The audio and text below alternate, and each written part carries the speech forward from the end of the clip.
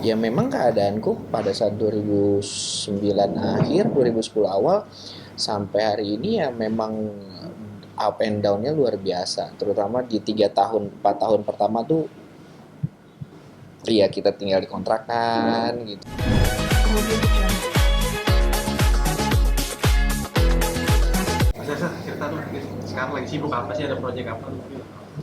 Sekarang lagi project apa ya? Lagi mau keluar lagu baru sih, cuman lagi ngumpul-ngumpulin materi, persiapan kayak gitu-gitu aja sih. Belum ada yang ini baru pulang juga dari Padang, ada kemarin kerjaan di sana, nyanyi ya. Alhamdulillah lah mulai ada offer-offer lagi setelah COVID dan lain-lain gitu. Saya hanya di dunia hiburan aja. Iya sih di hiburan aja sementara ini di hiburan aja dulu gitu belum ada apa kegiatan yang lagi mau bikin baju jadi lagi mau bikin baju karena mama baru meninggal jadi pengen bikin baju apa inisial dari mama tadinya mau buat 100 hari cuman ternyata ada beberapa teman-teman yang mau pesen gitu jadi lagi inilah lagi apa namanya pelan-pelan di tahun 2023 ini lagi disusun kira-kira yang mau ngerjain beberapa project. Terus kalau buat lagu sendiri kan ada featuring atau seperti apa? Buat lagu enggak sih kalau buat single sendiri karena aku udah hampir 13 tahun kan nggak ngeluarin lagu jadi pengen bikin single baru lagi terus ya lagi digodok dari awal gitu. Banyak yang kangen juga nih fans. Kayak itu dia lagi Ya, misalkan ya itu lagi banyak teman-teman yang eh, bisa dibilang ada beberapa yang mention cover juga menyesal. Jadi ya mudah-mudahan lah bisa bisa kembali lagi ke industri musik kan lagi persiapan single gitu. baru lihat lagi nih bang.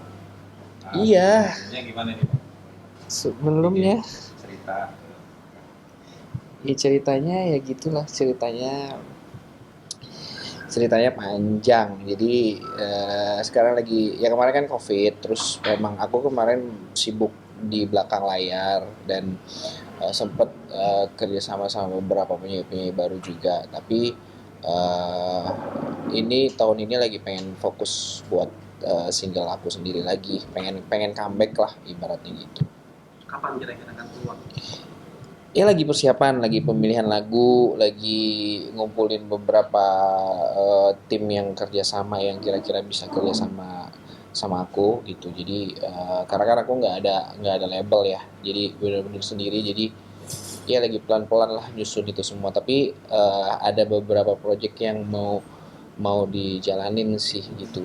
Mudah-mudahan dalam beberapa bulan ke depan ini bisa bisa sesuai rencana dan bisa lancar lah. Terpurukan kemarin bang. Hmm? Yang soal terpurukan yang kamu ceritakan. Bagaimana dapat kabar? Oh, ini toh. Iya. Iya, jadi eh sebenarnya kan ini nggak pernah aku share ke apa namanya media ataupun orang-orang di luar keluarga atau teman-teman dekat ya, karena eh buat aku kan cerita itu adalah cerita yang aku alami bersama keluarga besar itu. Jadi kemarin pas diajak podcast sama Kang Ferdi, ya aku cerita lah semuanya gitu. Karena kan banyak banget pertanyaan, kenapa Resa ngilang, eh, terus masih banyak orang yang berpikir bahwa aku ini apa namanya masih anak orang kaya lah ibarat gitu. Nah, jadi kan aku mau ngelepasin beban aku bahwa aku harus sebenarnya aku udah ngejalanin ini udah apa adanya udah bertahun-tahun gitu cuma banyak orang yang masih sebagian teman ataupun misalnya klien masih mengira aku adalah nggak butuh duit lah atau lain-lain gitu jadi mereka cerita semua dan sebenarnya itu terjadi udah lama 2010 gitu dan aku nggak mau share ini ke media kemarin juga aku karena Nah, aku kan bukan lahir dari orang yang maksudnya berkarya dari lagu kan, bukan yang menjual cerita kesedihan atau ingin ingin viral dan segala macam. Jadi kemarin benar-benar ya cerita aja dan ternyata banyak banget yang teman-teman respon ke handphoneku nge-DM ya, ngedoain dan lain-lain. Alhamdulillah ya buat aku itu share positif dan aku juga udah izin keluarga untuk bisa share cerita ini ke teman-teman. Aku cuman pengen jadi apa namanya apa adanya. Maksudnya aku pengen ngelepasin beban aku bahwa setiap aku ketemu orang aku udah bener ya dengan kondisi aku yang sekarang gitu loh. Maksudnya bukan lagi anak sultan yang bagaimana ya, tapi mudah-mudahan kan bisa bisa bisa kembali rezekinya seperti dahulu kala, apalagi kan pas mama baru meninggal kan. Jadi aku kayak bertentangan aja sih dalam hati untuk cerita cerita ini gitu. Tapi awal mah kalau itu kejatuhannya kapan sih namanya? Jadi setelah aku tunangan tuh ya, aku tunangan 2009. Akhir 2009 2010 itu terjadi ya aku tidak mempercayai ini ya, aku nggak mau masuk ke daerah bisa dibilang kayak hal-hal gaib atau mistis tapi ya tapi eh, kejadiannya 2010 waktu itu ada kakak kembaran aku, ada supir aku di kolam renang itu ada bola api. Setelah itu akhirnya mamaku mulai sakit dan eh, sempat terdengar kabar dari papa bahwa kita mengalami kerugian satu malam tuh hampir 12 miliar gitu. Dan dari situ aku tuh sebenarnya nggak tahu apa-apa gitu, sama sekali anak-anak nggak tahu apa-apa.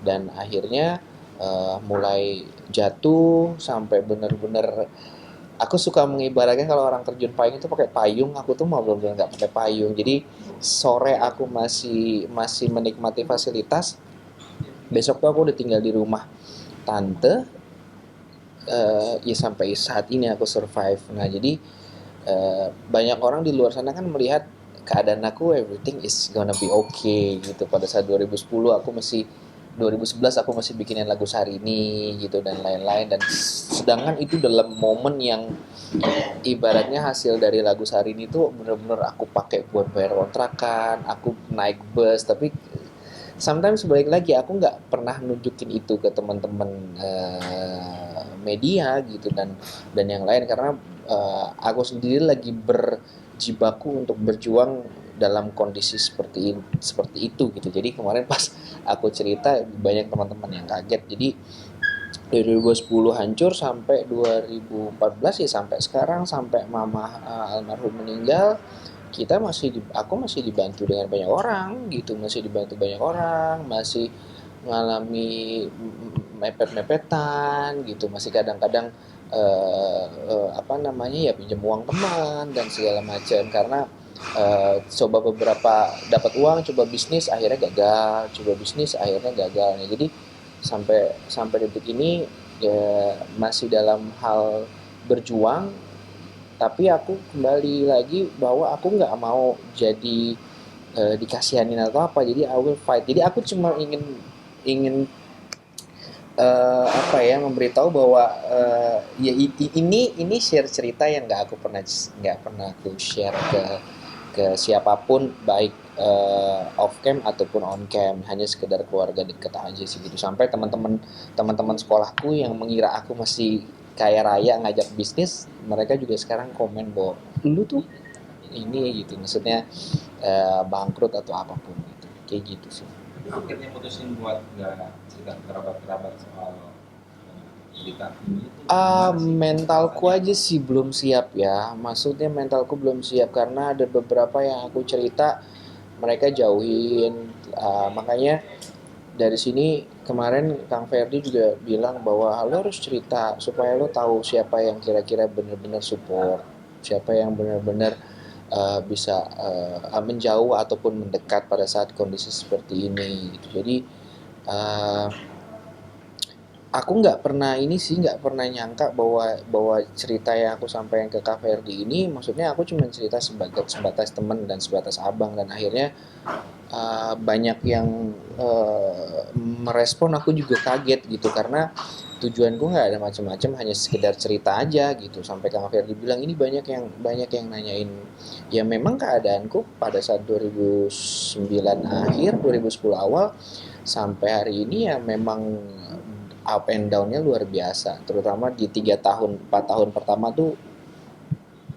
Iya, kita tinggal di kontrakan gitu, kita eh ya apa ya, mengalami fase yang lumayan berat, dan itu ya aku jalanin. Mas, tapi kalau boleh tahu mungkin sampai lebih 12 miliar Jadi jadi eh kita pameran di salah satu kota gitu. Aku nggak di kota, aku nggak mau sebutin lah. Mungkin kalau yang mereka tahu berbisnis dengan papaku pasti mereka paham gitu ya. Jadi kita kerugian sampai sampai segitu, dan aku juga nggak ngalamin dengan mata kepalaku langsung, tapi itu dengan ceritanya seperti itu. Dan akhirnya kita harus menjual aset-aset kita semua karena kerugian, karena tiba-tiba pameran yang pesertanya sudah ada, tiba-tiba di hari H mereka mengundurkan diri semua. Jadi kayak ya itu tadi, mungkin apakah ada faktor magic atau apa segala macam, aku nggak ngerti. Tapi pada momen itu benar-benar almarhum mama tuh sampai kayak nggak inget, sampai dia tidur di bawah pohon waktu itu pakai mobil Kijang kalau nggak salah sama papaku, di dekat rel kereta api, sampai keluar rumah sampai nggak memperkenalkan busana, kalau jam 2 malam tuh sampai gedor-gedor